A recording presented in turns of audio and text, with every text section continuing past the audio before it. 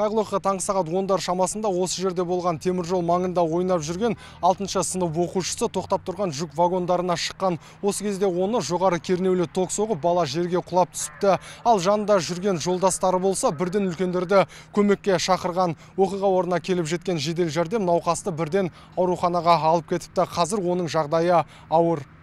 Балалар ауруханасына жеткізілген оқушының қазіргі жағдайы аса ауыр, сан сүйегі сынған. Онымен қоса денесінің 60% күйіп қалған. Тексеру жүргізген дәрігерлер науқас 2-3 дәрежелі жарақат алған деп отыр. Қазір 11 жастағы бозбала жансақтау бөлімінде жасанды тыныс алу аппаратына таңылған. Қазір жағдай ауырлығына байланысты жаңағы күйік шалған жерлерін бәрін байлап таңу, жаңағы сынған сан сүйегін жаңағы иммобилизация дейді, таңу, қанқалық тарту, сондай әдістер жасалып жатыр. Керекті ем іс-шаралардың бәрін алып жатыр. Жасөспірім қаладағы нөмірі 79-шы орта мектепте оқыған. Қайғылы жағдай орын алған сәтте оның жанында сыныптастары болған. Сондықтан мұғалімдер шәкірттермен қоса ата-аналар арасында түсіндіру жұмыстарын жүргізіп жатыр. Ал Шымкент станциясы желілік ішкі істер басқармасы аталған жағдайға қатысты тексеруді бастады. Олар балалардың теміржол маңына не себепті барғанын және оқиғаның қалай орын алғанын нақтылайтын болады. Тергеу амалдары жүріп жатыр.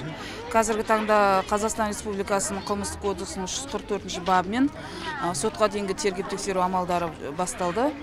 Енді ол тергеу барысында көрсетеді. Ал балалардың өміріне алаңдаған дәрігерлер болса, ата-аналарды бұл мәселеге бей-жай қарамауға шақырады. Себебі мұндай оқиға бірінші рет орын алып отырған жоқ дейді. Сол ауданда тұратын халықтан өтініш бар, біздің жаңа медицина қызметкерлерінің атынан. Сол балаларды, әсіресе осында ойын жасындағы балаларды қадағаласа екен деген. Өйткені бұл бірінші жағдай емес та біздің тәжірибемізде. Бір жылдың ішінде осы 3-ші бала жоғарғы вольтты тоққа түсу осы теміржол жағасында. Бір жылдың ішінде 3-ші бала келіп түсіп жатыр. Ақ халаттылардан бөлек полиция қызметкерлері теміржолға жақын орналасқан мектептерде ай сайын үгіт-насихат жұмыстарын жүргізіп тұрады. Қауіпсіздік ережелерін үнемі айтып жүретін тәртіп сақшылары бұл іске тұрғындардың да атсалысуын сұрап отыр. Нұрсұлтан Тұрысбеков, Мұрат Адинаев, Абзал Тұрабеков, ТВК телеарнасының жаңалықтар қызметі.